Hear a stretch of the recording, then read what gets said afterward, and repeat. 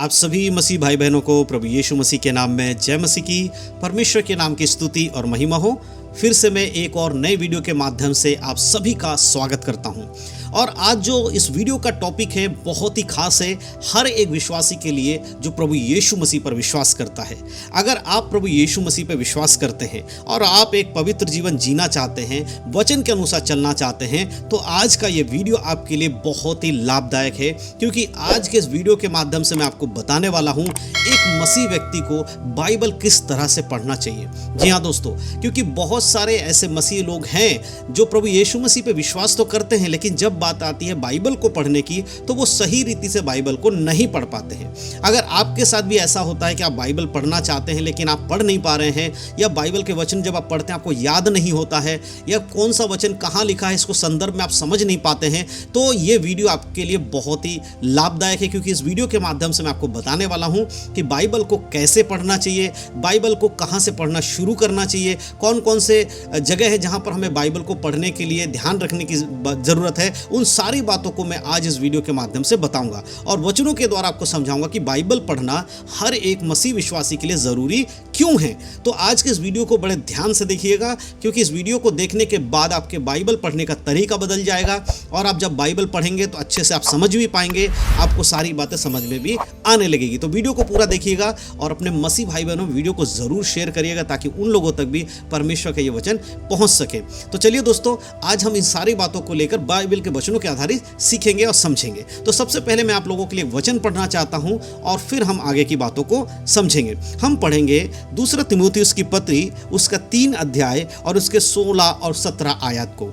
यहाँ पर इस प्रकार से लिखा है, संपूर्ण पवित्र शास्त्र परमेश्वर की प्रेरणा से रचा गया है और उपदेश और समझाने और सुधारने और धर्म की शिक्षा के लिए लाभदायक है, ताकि परमेश्वर का जन सिद्ध बने और हर एक भले काम के लिए तत्पर हो जाए।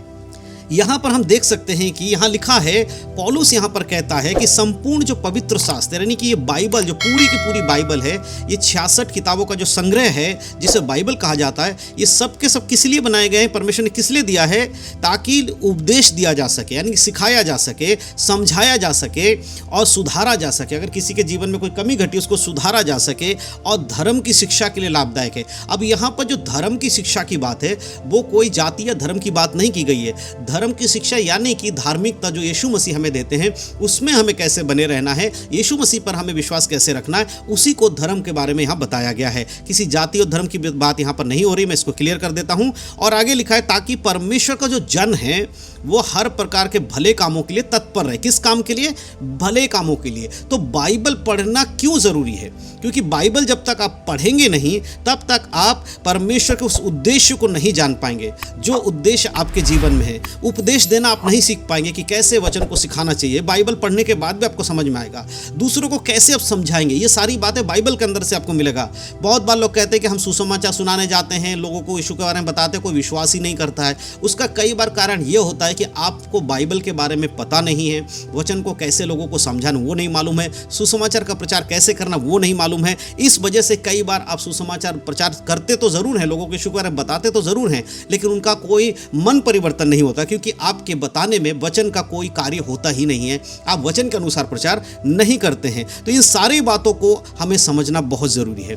कभी भी बाइबल को आप इस तरह से ना पढ़ें जैसे कि एक किताब पढ़ा जाता है ना। बहुत बार लोग क्या करते हैं, बाइबल को किताब की तरह पढ़ते हैं कि भाई पढ़ लिया ठीक है। नहीं मेरे प्रियो, बाइबल को पढ़ने से पहले आपको जानना जरूरी है कि बाइबल कोई इंसानों के द्वारा लिखी हुई किताब नहीं है। इसमें उंगली भले इंसानों की इस्तेमाल की गई है कि हाँ भाई किसी इंसान ने अपने हाथों से लिखा है, बट जो इसके अंदर प्रेरणा है, जो बातें इसके अंदर दी गई वो परमेश्वर की आत्मा के द्वारा। इसीलिए वचन में लिखा है कि संपूर्ण पवित्र शास्त्र परमेश्वर की प्रेरणा से रचा गया है।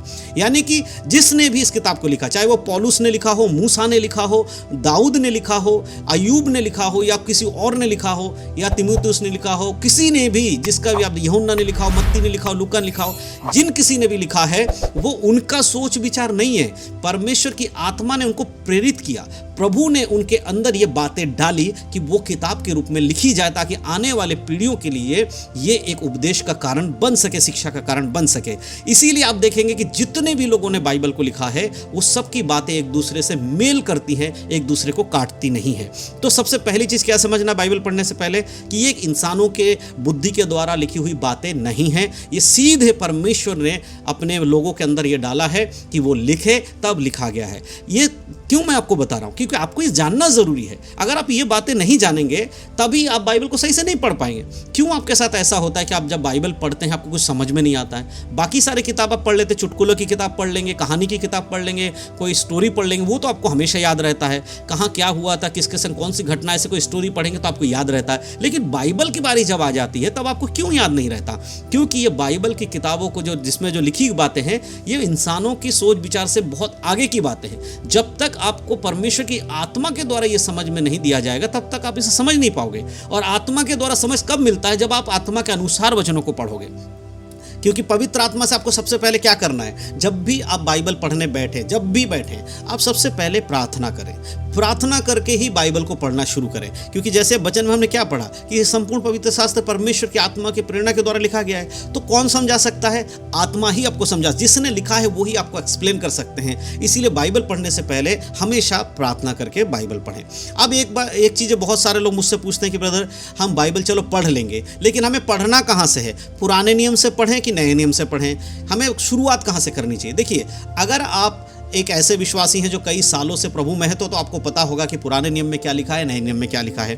फिर तो आपको एक तरीके से आपको समझ में आ जाएगा कि मुझे पढ़ना क्या है। जो चीज़ आपको पढ़ना वो आप खुद ही डिसाइड कर सकते हो, क्योंकि आप बहुत कुछ सीख चुके हो, आप कई वर्षों से प्रभु में हो। लेकिन अब हम सबसे पहले बात करेंगे उन लोगों के लिए जो नए विश्वासी हैं। एक नए विश्वासी को बाइबल कैसे पढ़ना चाहिए, इस विषय में हम बहुत ध्यान से सीखने वाले हैं। तो इसीलिए बड़े ध्यान से इस बात को आप समझने की कोशिश करिएगा। एक नए विश्वासी को बाइबल हमेशा पुराने नियम से पढ़ना चाहिए। हाँ, बहुत सारे लोग कहते हैं नए नियम से पढ़ना चाहिए, लेकिन मैं क्यों पुराने नियम से आपको पढ़ने के लिए कहता हूँ? देखिए, जो लोग कहते हैं नए नियम से पढ़ना चाहिए, उन्होंने क्या सोचा है, क्यों बोला है, मुझे नहीं मालूम। लेकिन मैं आपको नए नियम से नहीं परंतु पुराने नियम से पढ़ने के विषय में क्यों कह रहा हूँ कि आप उत्पत्ति से सबसे पहले बाइबल को पढ़िए और उसके बाद आप मत्ती, मरकुस, लूका, यूहन्ना को पढ़िए। क्यों मैं ऐसा कह रहा हूँ? जब तक आप सृष्टि की शुरुआत को नहीं जानेंगे, आप सीधे सीधे मत्ती, मरकुस में आ जाएंगे, आप यीशु मसीह के बारे में पढ़ेंगे तो यीशु मसीह के बारे में आप जान जाएंगे। लेकिन हम उस परमेश्वर के बारे में कैसे जानेंगे जिसने इस पूरी सृष्टि को बनाया? क्योंकि हमें पहले उस आधार के बारे में पता होना चाहिए कि परमेश्वर कौन है, सृष्टि को किसने बनाया, मनुष्य को किसने बनाया, मनुष्य पापी कैसे बना, क्यों यीशु मसीह को इस जगत में आकर अपना प्राण देना पड़ा। ये सारी बातें उत्पत्ति की किताब में हम देख पाते हैं। वहां से हमें पता चलता है कि परमेश्वर ने कैसे इंसान को बनाया, कैसे मनुष्य ने परमेश्वर की आज्ञा को तोड़ा और उसके बाद वो पापी बन गया। तो ये सारी बातें अगर आपको पहले से पता है, उसके बाद आप अगर यूहन्ना, लूका, मरकुस, ये मत्ती अगर आप पढ़ेंगे तो आपको कोई प्रॉब्लम नहीं होगी समझने में कि प्रभु कौन है, परमेश्वर कौन है। जब यीशु मसीह परमेश्वर पिता की बात करते वो परमेश्वर कौन है, तो आपको बड़े आसानी से समझ में आएगा। इसीलिए सबसे पहले आपको उत्पत्ति से पढ़ना शुरू करना चाहिए। चाहे आप नए विश्वासी हैं तो आपको सबसे इंपॉर्टेंट क्या, आप पहले उत्पत्ति की किताब से शुरू करिए पढ़ना और फिर उसके बाद आप नए नियम में आके पढ़िए।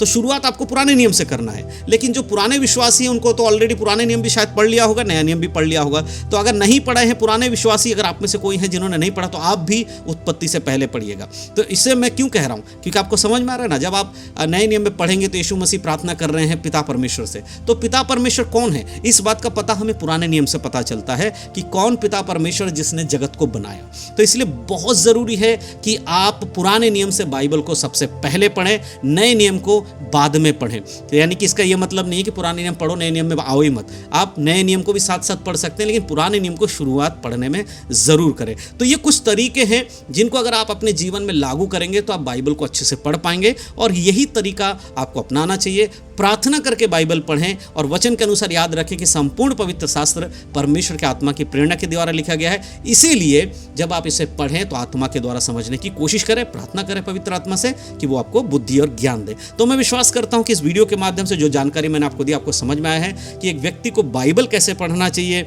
बाइबल कहां से पढ़ना चाहिए, कहां से पढ़ना शुरू करना चाहिए। ये सारी बातें इस वीडियो में मैंने आज आपको बता दिया है। तो जरूर आप इसको अपने जीवन में लागू करें और इस वीडियो को अपने मसीह भाई बहनों में शेयर जरूर करें, ताकि उन लोगों को भी ये बात पता चले कि बाइबल को कैसे पढ़ना है और कहां से पढ़ना है। परमेश्वर इन सारी बातों के द्वारा आप सबको आशीष दे। यीशु मसीह के नाम में सबको जय मसीह की।